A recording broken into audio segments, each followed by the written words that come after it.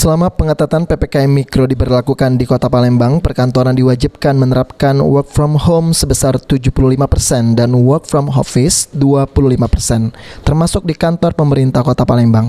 Hal ini untuk meminimalisir kerumunan yang berpotensi penyebaran COVID-19 dan menimbulkan klaster perkantoran.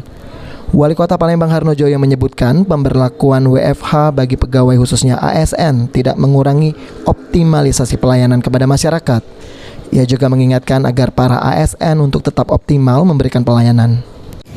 25% yang bekerja di kantor, 75% bekerja di rumah. Kalau kegiatan belajar sudah masukkan secara online. Artinya 2 hari sekali ya ASN itu masuk. Yes. Sementara itu, anggota DPRD Kota Palembang Danu Mirwanto menyatakan pemberlakuan PPKM Mikro ini perlu dukungan dari semua pihak, termasuk masyarakat Kota Palembang, karena tujuannya untuk menjaga keselamatan dan menekan angka penyebaran COVID-19 di Kota Palembang.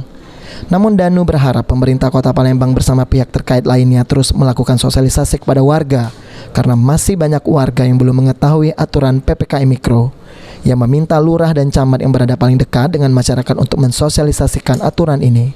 Sesuai dengan edaran Wali Kota nomor 25 itu mengenai perpanjangan pemberlakuan pembatasan kegiatan masyarakat berbasis mikro ya. Nah, ini atau yang disebut PPKM ya.